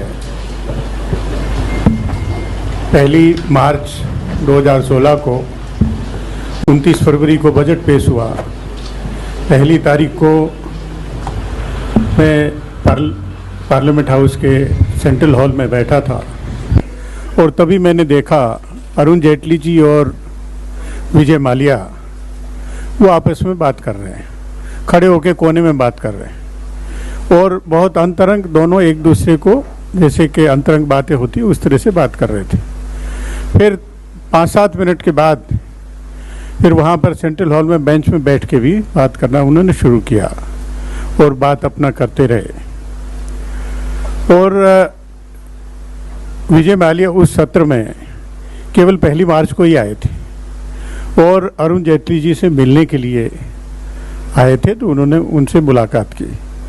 और उसके बाद जब 3 तारीख को मीडिया में ये छपा कि 2 तारीख को वो चले गए लंदन, 3 तारीख को मीडिया में छपा, तो अचानक देखते ही मेरा रिएक्शन था, अरे 2 दिन पहले तो ये अरुण जेटली जी से मिल के गए हैं, सेंट्रल हॉल में मिले हैं। और उसके बाद जितने भी मीडिया बाइट, तो सुन लिया प्रशांत जी, यहां पर साफ साफ ये 2018 की प्रेस कॉन्फ्रेंस है और अब आज की तारीख यानी आज 6 जून 2025 को हम लोगों के सामने ये बात आती है। खुद विजय माल्या का कहना है कि मैं भारत छोड़ने से पहले तत्कालीन वित्त मंत्री अरुण जेटली से मिला था, उनको मैंने सब कुछ बताया था। राहुल गांधी वही बात, पीएल पुनिया उनके साथी, और उनके सामने उनके जरिए ये बात प्रेस कॉन्फ्रेंस में उन्होंने रख दी। तो कैसे यहां चीजें सही होती जा रही हैं। राहुल गांधी जो बातें कह रहे हैं, चाहे अब इसमें फिर से वो पूरी फहरिस्त गिनाने की जरूरत नहीं है, लेकिन कई लोग बोलते हैं आप बड़ी तरफदारी करते हैं, कांग्रेस की तरफदारी करते हैं। एक साथी लिख रहे हैं कि आप लोग अच्छा काम करते हैं लेकिन कांग्रेस की तरफदारी करते हैं। अब भाई इन लोगों को क्या बताऊं मैं कि वो गाली देने वाले भाजपा के जो प्रदेश अध्यक्ष हैं बीजेपी के, उनकी तरफदारी करूं, या वो कर्नल सोफिया को आतंकवादी की बहन कहने वाला जो भाजपा का मंत्री है मध्य प्रदेश का, उसकी तरफदारी करूं, या जो सड़क पे क्या कर रहा था उसकी तरफदारी करूं भाजपा नेता, या ऐसे और जो लोग हैं उनकी तरफदारी करें। भाई सत्ता में जो है उससे सवाल पूछा जाएगा। तकलीफ में मत आइए आप लोग। कांग्रेस से भी सवाल करेंगे जब सत्ता में कांग्रेस आएगी। तो आज विपक्ष में है कांग्रेस, जो लेके आ रही है रख रहे हैं हम आपके सामने। थोड़ा हिम्मत रखिए। अगर आप भक्त हैं तो भक्ति भाव अगरबत्ती लेके बैठ जाइए और फोटो लेके, कोई दिक्कत नहीं है। हमारी फोटो नहीं, जिनके भक्त हैं उनकी फोटो। लेकिन कम से कम इतनी हिम्मत तो रखिए कि सुन पाएं कि कुछ गलत भी हो रहा है इस देश में, सब कुछ सही हो रहा है ये नहीं। एक्सपोज हो गए हैं नरेंद्र मोदी जी ऑपरेशन सिंदूर के बाद से। ये बात अगर विपक्ष कह रही है वही बात तो हम आगे बढ़ा रहे हैं। प्रशांत जी क्या गलत कर रहे हैं? अगर वो कह रहे हैं नरेंद्र सरेंडर तो हम क्या कहें भाई? वो एक आदमी कह रहा है नरेंद्र सरेंडर। सबसे बड़ी बात यह है कि इस देश में बड़ा दुर्भाग्य है कि बहुत सारे लोगों को ऐसा लगता है कि ये दुनिया, भारत, ये इमारतें, रेलगाड़ी, मेट्रो, हवाई जहाज, ये सब 2014 के बाद बना है। 2014 के पहले हम लोग पेड़ों में रह रहे थे। 2014 के पहले जो सरकारें थी हम उनसे भी सवाल पूछते थे। नहीं, एक बात और भी है इसमें, एक चीज और जोड़ देता हूं। 2014 के बाद ही बना चलिए, लेकिन उनके बाप दादा क्या करते थे? उनके भी पिताजी होंगे, उनके दादाजी होंगे, परदादा होंगे, वो क्या कर रहे थे? वो कैसे बिना कपड़े के घूमते थे क्या सड़क पे? बिना, और वो क्या घास फूस खा के रहते थे क्या? हिंदुस्तान उस समय नहीं था? भारत क्या आजाद नहीं हुआ था? सवाल खुद पूछे अपने पिताजी से, खुद पूछे अपने दादाजी से कि 14 के पहले क्या था। भाई दावा करते हैं कि मोदी साहब चाय बेचते थे तो रेलवे स्टेशन पे बेचते थे ना, रेलगाड़ी आती थी वहां पे। तो हम 2014 के पहले आप भी थे, हम भी थे, सुनील जी भी थे, धनंजय जी भी थे, हम सब थे और सरकारों से सवाल पूछते थे, आज भी पूछ रहे हैं। अब बात आती विजय माल्या की। विजय माल्या कब मिला अरुण जेटली से? जब वो लंदन भाग रहा था। तो अगर अरुण जेटली को ये मालूम था तो उसको रोक सकते थे। एक फोन कॉल की बात थी, एयरपोर्ट पे रोक जाते, वो गिरफ्तार हो जाते। उन्हीं का डिपार्टमेंट, उन्हीं का मंत्रालय जिसके अंतर्गत उस समय भी ईडी आता था, लेकिन नहीं हुआ। क्यों नहीं हुआ? अब अरुण जेटली इस दुनिया में नहीं है, लेकिन ये सब चीजें बड़ी राजनीतिक होती हैं। ऊपर नीचे के आदेश होंगे, कुछ ना कुछ बात होगी जो आगे खुलेगी। दूसरी बात राजीव जी, जो हमारा मूल डिस्कशन है जी, जो सरेंडर नरेंद्र का नारा जो आया है, जो सीज फायर है, जो विदेश नीति है, और अभी आपने बताया कि मोदी जी ने सूचित किया है कि वो G7 में जा रहे हैं और उनको न्योता आ गया है। देर से आया लेकिन आ गया है। अब यहाँ पे एक बड़ा सवाल पैदा होता है राजीव जी, एक संशय है, और संशय यह है कि वहां ट्रंप भी आएगा, अमेरिका का राष्ट्रपति।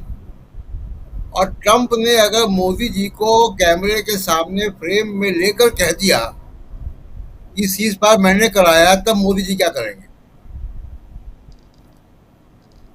और फिर वो सरेंडर जो है थोड़ा ज्यादा गंभीर हो जाएगा।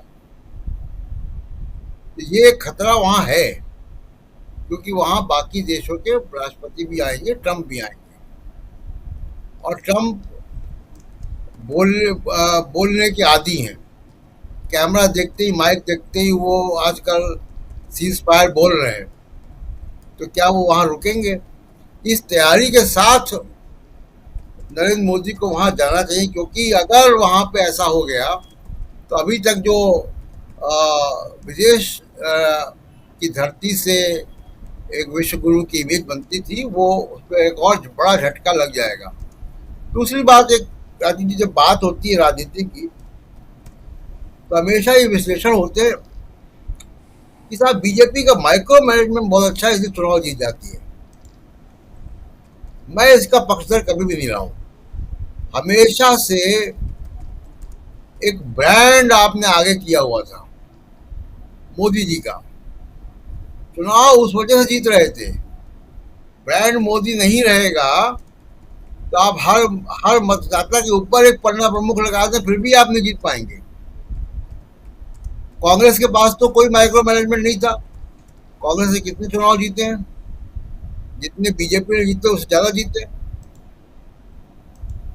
तो सवाल ये है कि ये जो ब्रांड मोदी है इसका क्या होगा। आप याद कीजिए कि जब राहुल गांधी ने चुनाव के पहले संविधान का मामला उठाना शुरू किया था, तब बहुत से लोग, बहुत सी आलोचना हो रही थी कि नहीं, संविधान किसी को समझ में नहीं आएगा, संविधान कोई मुद्दा नहीं है, राहुल गांधी आवश्यकता से अधिक इसको खींच रहे हैं, ये सब बातें हो रही थी। 240 पे रुक गए और मोदी जी ने इसको स्वीकारा, संविधान को हाथ मस्तक लगा के, और बार बार संविधान की बात करके कि संविधान की वजह से उनका 300 पार नहीं हो पाया। जी। अब उस वक्त राहुल गांधी, आरएसएस, बीजेपी, पूरे जो राइट विंग कुनबा है उसको घेर रहे थे संविधान के मामले में। अब राहुल गांधी ने इंडिविजुअली, व्यक्तिगत तौर पे नरेंद्र मोदी को घेरना शुरू किया है, क्योंकि उनसे एक ऐतिहासिक भूल हो गई है कि जब सेनाएं मजबूत स्थिति में थी उस वक्त सीज फायर कैसे हो गया। वो सीज फायर अमेरिका ने हमसे पहले कैसे अनाउंस कर दिया, जिसके बारे में ट्रंप 11 बार बोल चुके हो, और अब पुतिन की तरफ से भी बात आ गई। ये जो सीक्वेंस ऑफ इवेंट है, इसको आप पेंसिल से लिखी हुई चीज को रबर से मिटा देते, वैसे मिटा नहीं पाएंगे। It is part of the history, ये इतिहास का हिस्सा है। अब इसीलिए कास्ट सेंसस की आनन फानन में मोदी जी ने कर दिया कि राहुल गांधी कास्ट सेंसस में बोलना बंद कर दें। वो सामाजिक न्याय की तरफ उसको ले गए। मुख्य मुद्दा राजीव जी ये है कि जो सीज फायर का मुद्दा है, जो सरेंडर का मुद्दा है, वो उसमें पोटेंशियल है बीच में, लोगों के बीच में जाने का, जैसे हमारे बाकी मित्र लोग कह रहे थे। और अगर ये ब्रांड इमेज मोदी जी का जा रहा है नीचे, जो कि काफी उसका हिस्सा जो है विदेश नीति से आता था और विदेश नीति में विफलता है। मैं G7 की इनविटेशन को बहुत संशय से देख रहा हूँ कि G7 में आप चले गए, बड़ी उपलब्धि नहीं है।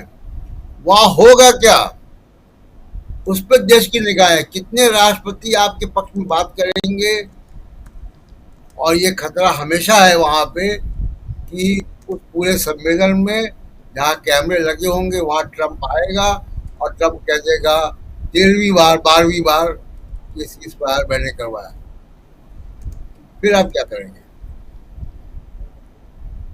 तो ये खतरा है वहां पे बहुत बड़ा। कुल मिला के राजीव जी ये है कि ये जो पूरा राहुल गांधी जिस नैरेटिव को बिल्ड करना चाह रहे हैं, वो अब ये देख रहे हैं कि मोदी जी की ब्रांड इमेज नीचे जा रही है, और इसको और डेंट करो जी, ताकि वो जो माइक्रो मैनेजमेंट है, जो कॉर्पोरेट सपोर्ट है, जो गोदी मीडिया का सपोर्ट है, वो इफेक्टिव ना रह जाए। ये राहुल गांधी की रणनीति है। बिल्कुल बिल्कुल। अमलेंदु जी, कैसे देखते हैं आप, क्या सचमुच ब्रांड इमेज जो है नरेंद्र मोदी का वो इस संघर्ष के बाद, सीज फायर के बाद डाउन हुआ है? राजीव जी, डाउन नहीं हुआ है बल्कि खत्म ही हो गया है। और असल में होता राजीव जी ये कि कोई छवि जब बनाई जाती है तो वो बनाई जाती है, फिर होती नहीं है, असलियत नहीं होती है। तो मोदी जी की जो थी वो छवि बनाई गई थी, वो पंचतंत्र की राजीव जी कहानियां हैं कि वो एक किसी और जानवर को शेर की खाल उड़ा दी गई, और असली समय जब आया तो मालूम पड़ा वो तो असली जो जानवर था वो आगे निकल के, शेर की खाल तो काम में नहीं आई। तो मोदी जी की छवि बनाई गई थी, मोदी जी कुछ थे नहीं, और उस पर पैसा खर्च किया गया था। कॉर्पोरेट घरानों ने उस पर पैसा खर्च किया। कॉर्पोरेट घरानों और आरएसएस की जो दुरभिसंधि हुई, उसके बाद मोदी जी का निर्माण हुआ, वो निर्माण किया गया। ठीक इसी तरीके से जैसे अरविंद केजरीवाल को तैयार किया था कॉर्पोरेट घरानों ने, तो कॉर्पोरेट घरानों ने पहले अरविंद केजरीवाल के जरिए टेस्ट किया कि ये काम करता है कि नहीं करता है, और जब दिल्ली में वो काम कर गया अरविंद केजरीवाल का टेस्ट जो था, तो मोदी जी को फिर तैयार किया गया, मोदी जी को लाया गया कि जिन पे पहले से काम कर रहे थे। क्योंकि केजरीवाल थोड़े नए थे तो उन पे भरोसा नहीं हो रहा था कॉर्पोरेट घरानों को, तो मोदी जी पे भरोसा था क्योंकि वो पहले गुजरात में काम कर चुके, तो उनको लाया गया। तो जो छवि बनाई हुई थी राजीव जी, वो छवि का निर्माण जो किया गया था, वो छवि ध्वस्त हो रही है, क्योंकि वो असलियत थी नहीं, वो मोदी जी वो थे नहीं, तो वो असली चीज उनके सामने निकल कर आ रही है। यानी जो मेकअप किया गया था, वो ऑपरेशन सिंदूर ने राजीव जी वो पानी उस पर फेर दिया उस मेकअप पे, और वो रगों में जो सिंदूर बहने लगा तो उसने चेहरे का मेकअप जो था वो सारा उतार के नीचे रख दिया। अब मोदी जी असली चेहरे में सामने आ गए हैं कि मोदी जी असल में क्या है। 56 इंच की छाती जो थी उसमें 56 इंच भूसा भरा था, ये हवा भराई गई थी, क्या था वो पता नहीं क्या था, लेकिन वो 56 इंच नहीं थी, ये आप समझ में आ गई। चूंकि जब सेना 300 किलोमीटर अंदर घुसकर मार रही है पाकिस्तान को और उसके एयरबेस को नुकसान पहुंचा रही है, शहबाज शरीफ खुद स्वीकार कर रहे हैं कि रात के 2:30 बजे जो है आसिम मुनीर ने जगाया कि हमारे एयरबेस पे हमला हो गया है, इंडिया ने हमला कर दिया है। इसका मतलब राजीव जी सेना हमारी सही कह रही है कि उसने 300 किलोमीटर अंदर घुस के मारा, सीरियस कह रहे हैं। तो ऐसे समय में जब सेना 300 किलोमीटर अंदर घुसकर पाकिस्तान को मार रही थी, और जैसा कि राजनाथ सिंह ने खुद कहा कि अगर नौसेना भी इसमें शामिल हो जाती तो पाकिस्तान के 4 टुकड़े हो जाते, तो सवाल ये कि 4 टुकड़े पाकिस्तान के करने से रोका किसने? उस नौसेना को उस ऑपरेशन में शामिल होने से रोका किसने? क्योंकि जब घोषणा की गई थी ऑपरेशन सिंदूर की, और जब प्रधानमंत्री की तरफ से आया था कि सेनाओं को खुली छूट दे दी, और तीनों सेनाओं के जो थे प्रमुखों के साथ मोदी जी बात कर रहे थे, इसका मतलब ऑपरेशन संयुक्त था तीनों सेनाओं का। बिल्कुल। तो जब तीनों सेनाओं का ऑपरेशन संयुक्त था तो नौसेना उसमें शामिल क्यों नहीं हुई? तो ये सवाल असल में मोदी जी के सामने खड़े हुए हैं, और आज मोदी जी राजीव जी इसीलिए ना पुंछ जाने की हिम्मत जुटा पाए, ना पहलगाम जाने की हिम्मत जुटा पाए, क्योंकि अगर पुंछ जाते या पहलगाम जाते तो सारे सवाल फिर से पूरे देश में पूछे जाने लगते, बाहर भी पूछे जाने लगते कि आखिर मोदी जी पहलगाम में हुआ क्या था, वो 4 आतंकी कहाँ हैं, ये सवाल जो थे पूछे जाने लगते। तो मोदी जी ने बहुत चालाकी के साथ जम्मू गए, लेकिन पहलगाम और पुंछ नहीं गए। लेकिन आज जो मोदी जी ने किया राजीव जी, उसकी तरफ लोगों का ध्यान नहीं गया है। मोदी जी तिरंगा लेकर के घूम रहे हैं, लेकिन तिरंगे का अपमान कर रहे हैं। तिरंगा जो है राजीव जी सीधा खड़ा रहता है, और आज़ादी के आंदोलन के दौरान हम लोगों ने पढ़ा है अच्छे तरीके से कि जब आज़ादी के मतवाले जुलूस निकाला करते थे और पुलिस गोलियां चलाया करती थी, जिसके हाथ में तिरंगा होता था अगर उसको गोली लग जाती थी तो तिरंगा झुकने ना पाए तो वो नीचे गिरता था, दूसरा उस तिरंगे को पकड़ लेता। लेकिन मोदी जी आज तिरछा तिरंगा लेकर के घूमते हुए नजर आए हैं, तो ये तिरंगे का अपमान है। मोदी जी ने ये, हम नहीं कहते कि जानबूझ के किया है, लेकिन अगर गलती से हो गया है तो इसकी भूल सुधार मोदी जी को कर लेनी चाहिए।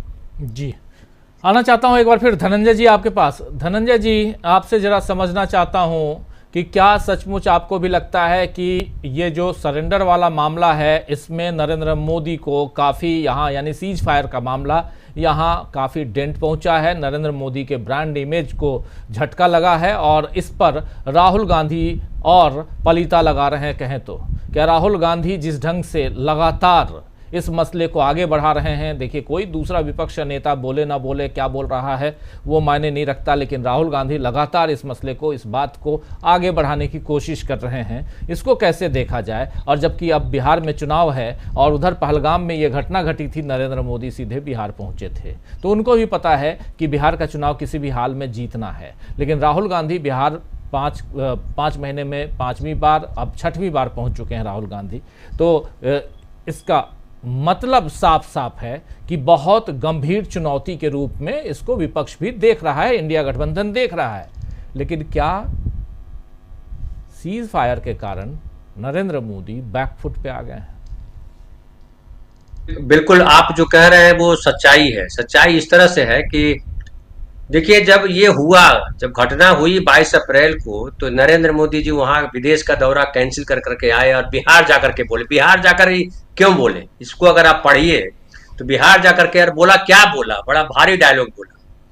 और अगर ये सीज फायर नहीं हुआ होता, वाकई अगर पाकिस्तान झुक जाता और दुनिया के देश कहते अरे छोड़ दीजिए, जैसे रसिया को लोग कह रहे हैं, तो सोचिए बिहार में क्या हाल होता, उलट दीजिए उसको। अब चूंकि ये मिस फायर हो गया, सीज फायर हो गया और पूरी उल्टी पड़ गई बाजी। ये कश्मीर आज गए हैं, वो इसीलिए गए हैं कि वो कश्मीर उनको जाना पड़ा मजबूरी में, बिहार जाकर के आप काम नहीं चल रहा, जो उन्होंने कहा वो हुआ नहीं।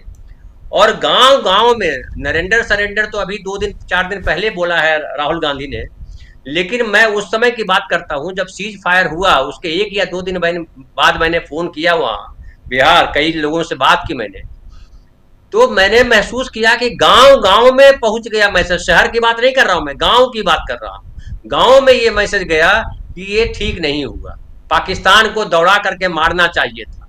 ये लोगों में भाव था, और भाव क्यों था? क्योंकि इन्होंने ही भरा था, इन्होंने ही तमाम भरा। और अब नरेंद्र मोदी कितना भी उसको भरने का प्रयास करें, वो नहीं, गड्ढा इतना गहरा हो चुका है कि उसको भरा नहीं जा सकता है। अब जो राहुल गांधी ने जो कहा नरेंद्र सरेंडर, ये एकदम जिसे हिट हुआ था ना, इसके पहले भी कई चीजें हिट हुई थी। ठंडा मतलब कोका कोला या कोका, ये जब इस तरह के डायलॉग जो हिट हुआ करते थे जिंगल्स में, वैसे ही नरेंद्र सरेंडर हिट हो गया। अब इसको कैसे भरेंगे? तो राहुल जो नरेंद्र मोदी आने का प्रयास किया, वहां गए, वहां कश्मीर, उसके बाद जो है वो तिरंगा लेकर के घूम रहे हैं।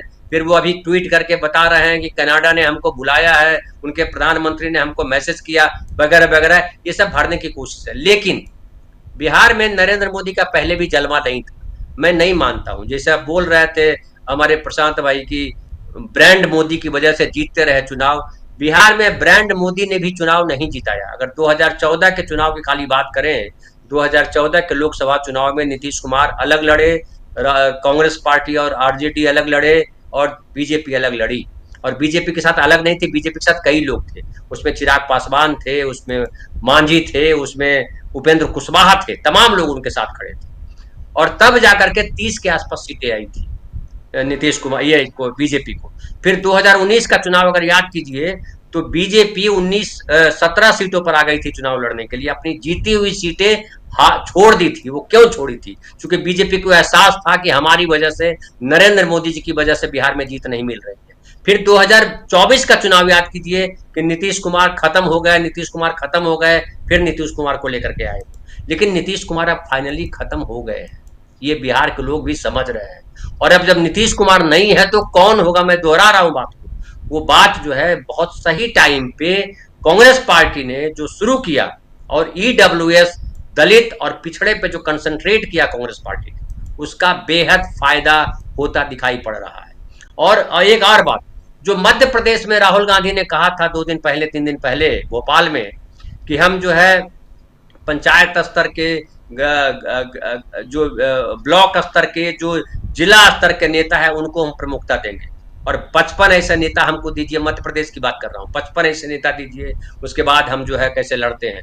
बिहार में भी सेम किया है। बिहार में, हालांकि मध्य प्रदेश से पहले बिहार में फार्मूला अपनाया गया। संविधान सुरक्षा सम्मेलन जो हुआ था पटना में, वो उसकी बुनियाद थी, और उसकी सफलता, बड़ी जबरदस्त सफलता मिली थी उसको। और उसकी वजह से आज पूरे बिहार में कांग्रेस पार्टी जो है वापस जीवित हो गई है। मुसलमानों में भरोसा लौटा है, जो ईबीसी जातियां हैं उनमें भरोसा लौटा है, इवन जो दलित जातियां हैं उनमें भरोसा लौटा है। और मांझी जी ने जो एक बात कही, उसको भी गौर करने वाली बात है। मांझी जी ने कहा, जो जितन राम मांझी है, कि अब आरक्षण की क्या जरूरत है, आरक्षण तो बेकार है। ये भी निगेटिव गया है। और महिलाओं को भी जिस तरह से भी राहुल गांधी एड्रेस कर रहे हैं, वो भी एक बड़ा संदेश है। मनरेगा की बात कर रहे हैं राहुल गांधी। बिहार में आपको मैंने पहले भी बताया था कि बिहार में जीविका दीदी बहुत फेमस है, सेल्फ हेल्प ग्रुप, उसमें ढेर सारी महिलाओं को रोजगार मिला। लेकिन मनरेगा को जिस तरह से राहुल गांधी महिलाओं के बीच लेकर के खड़ा कर रहे हैं, वो भी एक नया रास्ता है और बहुत मजबूत रास्ता है। मुझे लग रहा है राहुल गांधी के लिए वहां बेहद फर्टाइल लैंड है। कांग्रेस पार्टी तो है, लेकिन राहुल गांधी को कांग्रेस पार्टी से भी ज्यादा वजन दिया जा रहा है। कांग्रेस पार्टी की जब बात करते हैं तो कई सारी चीजें जुड़ जाती है, लेकिन राहुल गांधी को लोग इस तरह से देख रहे हैं, जो मैंने भी, आपको याद कीजिए, मैंने कहा था तब, हालांकि लोग हंसे थे, लेकिन आज सब वही कह रहे हैं कि राहुल गांधी बेहद ईमानदार व्यक्ति हैं। और जो सब्जी वाले की बात कर रहे थे सुनील जी, मैं वापस उदाहरण दे रहा था जो बेंगलुरु में घटना हुई, और जिस तरह से उन्होंने कहा, जो वहाँ के मुख्यमंत्री हैं, कि महाकुंभ में भी तो 50-60 लोग मरे। हमने कहा था कि राहुल गांधी की भाषा नहीं हो सकती। राहुल गांधी एक व्यक्ति की आंखों में आंसू जब आता देखते हैं तो जाकर के मिलते हैं, उसको घर खाना खाने के लिए बुलाते हैं। और मुख्यमंत्री अगर कहे कि बीजेपी ने शासनकाल में भी ऐसा हुआ, वो राहुल गांधी की भाषा नहीं है। राहुल गांधी पीछे नहीं दिखाते हैं कि पीछे क्या हुआ, राहुल गांधी कहते हैं आगे क्या होना है। ये सबसे बड़ी बात है देश की राजनीति के लिए, और राहुल गांधी इसीलिए उम्मीद के तौर पे खड़े दिखाई पड़ते हैं। और बिहार ने उस उम्मीद को पहचान लिया है राजीव भाई। और उसका असर इम्पैक्ट देखिएगा। अभी तो चुनाव में 5-6 महीने का 4 महीने का वक्त है, लेकिन 4 महीने के बाद आपको समझ में आएगा कि बिहार कैसे बदल गया। नीतीश कुमार पे हमला नहीं करना भी एक संकेत है कि नीतीश कुमार कहीं किसी समय वो स्पेस छोड़ा गया कि नीतीश कुमार की पार्टी के पास 20 सीट आए, 40 सीट आए, 25 सीट आए, बीजेपी के साथ उनका चलना मुश्किल होगा और वैसी स्थिति में क्या महागठबंधन के साथ होंगे, वो भी एक संकेत है। क्योंकि बीजेपी नरेंद्र अभी जो है जाकर के उन्होंने, राहुल गांधी ने नीतीश कुमार पे कहीं कुछ नहीं कहा, नाम तक नहीं लिया है। राहुल गांधी नरेंद्र सरेंडर बोला है केवल, और उसके आगे भी उन्होंने कुछ नहीं बोला, पूरा बिहार पे कंसंट्रेट कर रहे हैं। ईबीसी की बात कर रहे हैं, पिछड़े की बात कर रहे हैं, दलित की बात कर रहे हैं, जाति गणना की बात कर रहे हैं, यानी गप करने के बजाय मुद्दों पे फोकस्ड है राहुल गांधी। ये सबसे इंपॉर्टेंट है और देश मुद्दों पर बात करना चाहता है। बहुत गप हो गया, गप तो चैनल पे आप गटर मीडिया में देखिए खाली गप ही हो रहा है, और उस गप में भी किस तरह से कई जो प्रवक्ता हैं कांग्रेस के या समाजवादी पार्टी के, उनको दौड़ा रहे हैं। अब गांव में भी लोग दौड़ाने लगे हैं, ये जान लीजिए। जो आप कह रहे थे कमेंट बॉक्स में कई लिख रहे हैं, वो बेसिकली पगला गए हैं, उनके दिमाग में कुछ नहीं है। उनके दिमाग में सिर्फ वही है जो गटर में कचरा बहता रहता है, यहाँ आके उगलते हैं, आपके डिबेट को डिरेल करना चाहते हैं। हम भी 2 साल से देख रहे हैं, लेकिन ऐसे लोगों को इग्नोर करने के बजाय इनको दौड़ाने की जरूरत है, क्योंकि अब देश जो है ऐसे लोगों को बर्दाश्त नहीं करना चाहता है। प्रेम की भाषा चलेगी, नफरत की भाषा नहीं चलेगी। और एक लास्ट लाइन और बोलूं, कनिमोजी का डायलॉग याद कीजिए। कनिमोजी ने क्या कहा स्पेन में, मैड्रिड में कहा, जब उनसे पूछा गया कि भाई भारत की राष्ट्रभाषा क्या है, क्या कहा कनिमोजी ने?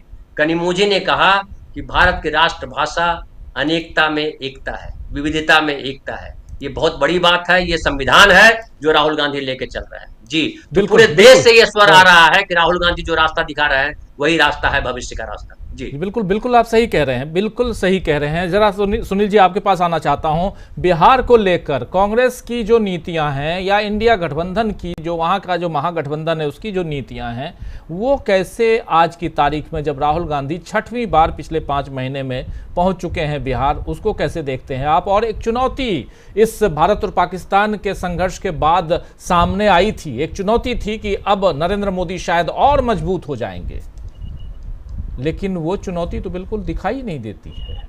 अब एक ही चुनौती है कि ईवीएम कितना मजबूत रहता है, ये भी कहते हैं हमारे साथी लोग, इसलिए मैं कह रहा हूं। लेकिन बिहार और बिहार में विपक्ष और उसमें आज राहुल गांधी। सुनील जी, बिहार में देखिए, इस चुनाव में भारतीय जनता पार्टी ने, खासतौर से प्रधानमंत्री नरेंद्र मोदी ने, एक जो भारतीय जनता पार्टी का तरीका है राष्ट्रवाद का, वह एक फर्जी तरीके से तैयार करने की, माहौल तैयार करने की कोशिश की। और इस घटना के बाद, पहलगाम की घटना के बाद, जो सऊदी अरब से अपनी यात्रा को स्थगित करके लौटे, तो वह श्रीनगर या जम्मू कश्मीर जाने के बजाय उन्होंने, या दिल्ली में रह करके विमर्श करने के बजाय, या सर्वदलीय बैठकों में शामिल होने के बजाय वो चले गए मोतिहारी बिहार में, और वहां जाकर के उन्होंने भाषण दिया। और वहां भी जो लेखक लोगों की, जो डायलॉग राइटर्स होते हैं, संवाद लेखक होते हैं, उसी तरह के वाक्य मिट्टी में मिला देंगे।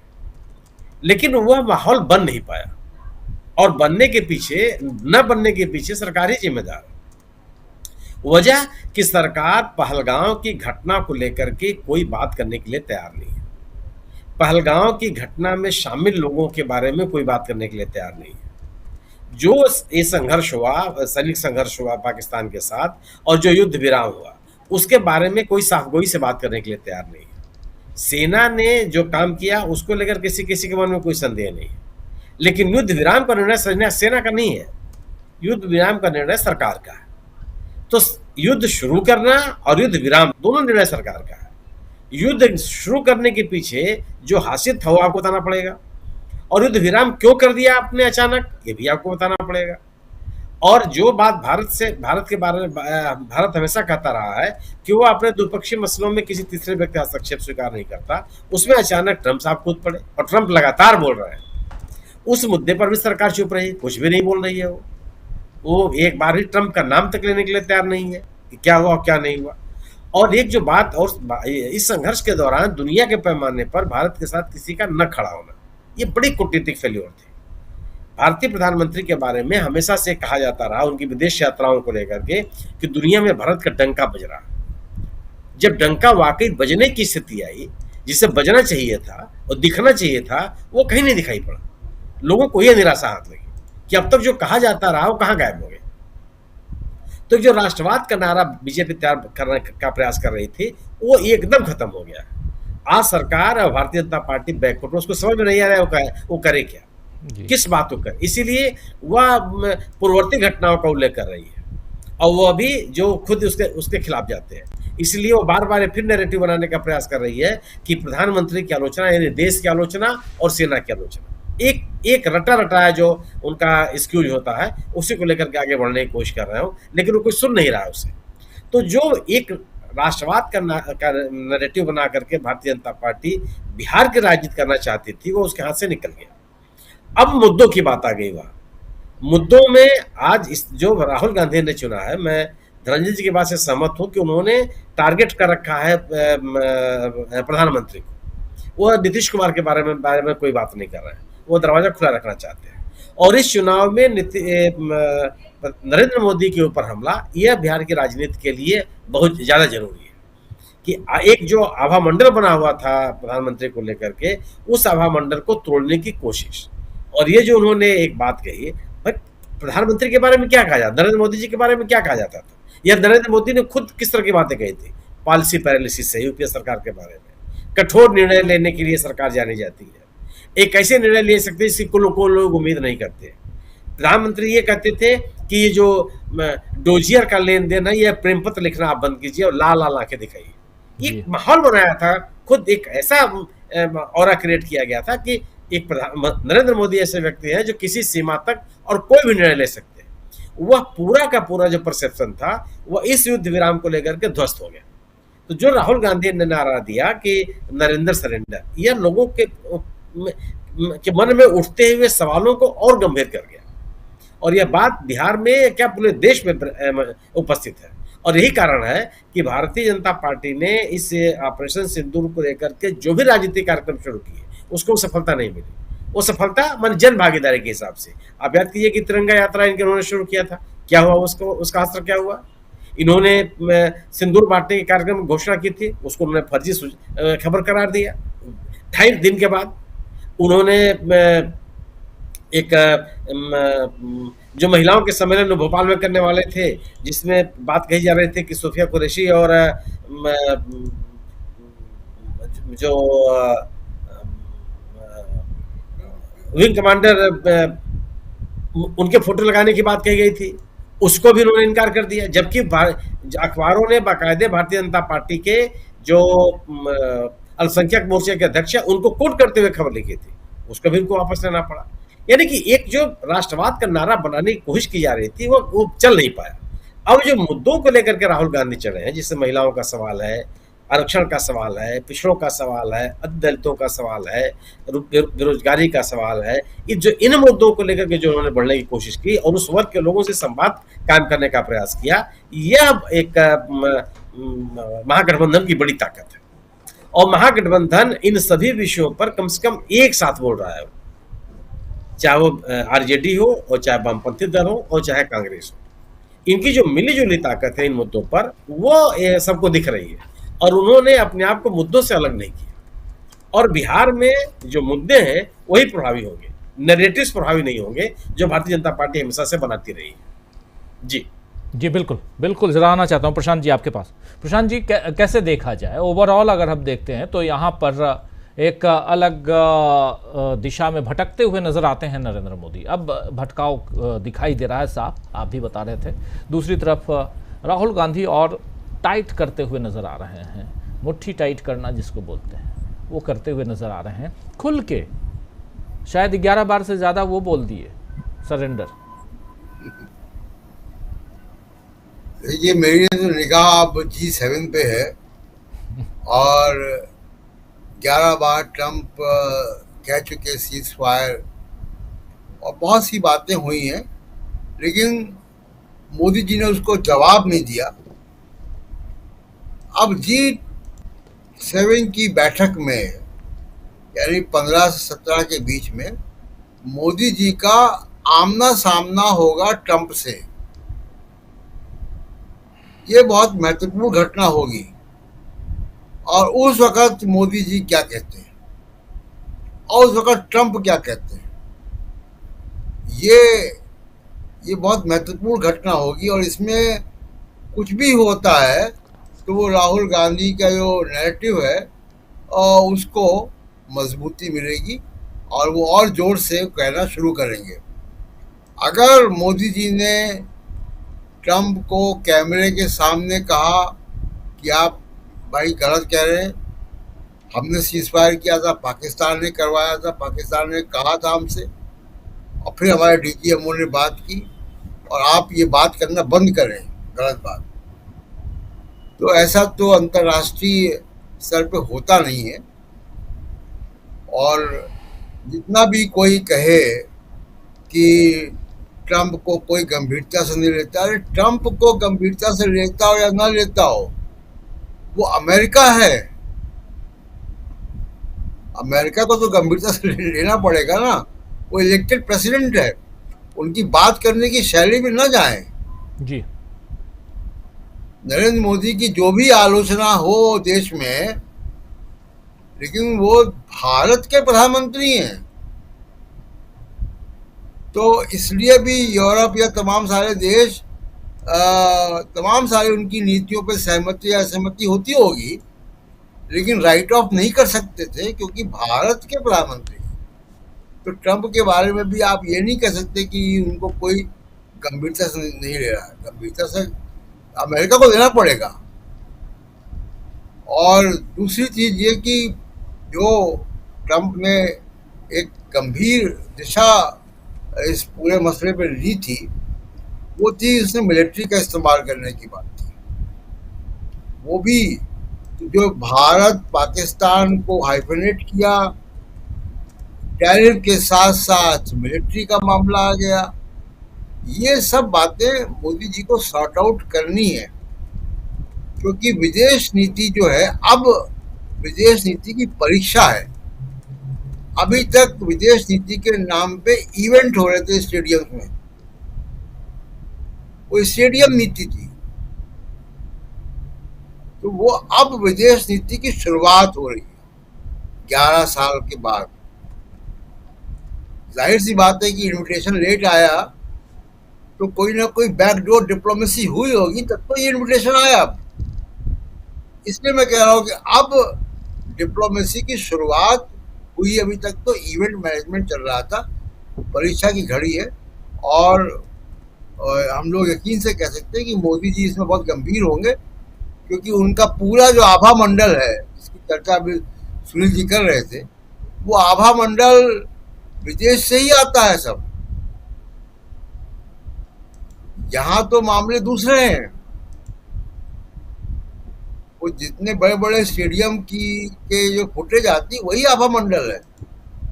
अब देखना है कि कनाडा में वो होता है कि नहीं होता है, क्योंकि G7 अपनी जगह है, उसमें हम मेंबर नहीं, भारत मेंबर नहीं है। तो मोदी जी आज़ाद हैं एक बड़ा स्टेडियम बुक करके वहाँ पे कुछ करने को, वहाँ से पाकिस्तान को चुनौती दे सकते हैं स्टेडियम बुक करके वो। लेकिन जो ट्रंप अगर सामने पड़ेगा तब वो क्या करेंगे। और एक आखिरी बात, देखिए पुलवामा बालाकोट हुआ और उसमें विपक्ष उस वक़्त इतना करीब था इलेक्शन के, और उसमें कोई रणनीतिक चूक नहीं हुई थी। तो एक तरफा था, हो गया, पाकिस्तान ने भी स्वीकार कर लिया, पाकिस्तान ने रिटेलिएट नहीं किया, हो गया। इस बार कहानी कुछ बिगड़ गई, तो वो कंट्रोल में नहीं है नैरेटिव। अब उसको विपक्ष भी उसमें आ रहा है, उसमें दूसरे देश के लोग भी आ रहे हैं, तो बहुत सारी बातें उसमें आ रही हैं। पुलवामा बालाकोट की वजह से चौकीदार चोर है नैरेटिव नहीं चल पाया था। तो बहुत से लोग बात करते हैं। अब देखना होगा कि ये जो राहुल गांधी नरेंद्र सरेंडर लेकर आए हैं, ये राइम कर रहा है, ये कितना चलता है कितना नहीं चलता, लेकिन निश्चित तौर पर इसको डिफीट करना मोदी जी के लिए मुश्किल होगा, क्योंकि इस पे अंतर्राष्ट्रीय मामला है, दबाव है उनके ऊपर। जी बिल्कुल दबाव में हैं। और सही आप कह रहे हैं कि अब 15 से 17 तारीख के बीच होने वाले वहाँ कनाडा में जो G7 की बैठक है उसमें नरेंद्र मोदी जा रहे हैं। उन्होंने खुद इसकी घोषणा की है ट्वीट करके, और उसमें बताया है कि वहाँ के कनाडा के प्रधानमंत्री ने मुझे फ़ोन किया और मैंने उनको बधाई दी, क्योंकि वो चुन के आए हैं, जीत के आए हैं। देखिए अभी तक बधाई भी नहीं दी थी, अभी तक प्रधानमंत्री नरेंद्र मोदी ने इस उनकी जीत पे बधाई भी नहीं दी थी। जीत कब गए थे? तो चलिए कह रहे हैं कि बधाई दी, लेकिन उसके बाद उन्होंने G7 में आमंत्रित किया है, मैं G7 में जाऊंगा, दोनों देशों के जो रिश्ते हैं उसको और मजबूत करूंगा। बहुत अच्छी बात है, मजबूत कीजिए, लेकिन बधाई आपने नहीं दी थी, ये आपने खुद कह दिया। यानी भारत और कनाडा के बीच जो पुराने रिश्ते जो जस्टिन ट्रूडो के साथ खराब हुए थे, उस रिश्ते को आप आगे बढ़ा रहे थे, और अगर G7 में आपको बुलाया नहीं जाता तो आप बधाई भी नहीं देते। चलिए, लेकिन ऐसे विश्वगुरु नहीं बना जाता है। विश्वगुरु बनने के लिए थोड़ा सिर झुकाना भी पड़ता है, जो झुकता है वही आगे बढ़ता है। खैर, लेकिन नरेंद्र मोदी इस बात को अच्छे से जानते होंगे, देश, हम चाहते हैं देश आगे बढ़े, इसलिए ऐसी बातें करते हैं। लेकिन बहुत बहुत शुक्रिया इस चर्चा में आप लोगों के शामिल होने के लिए।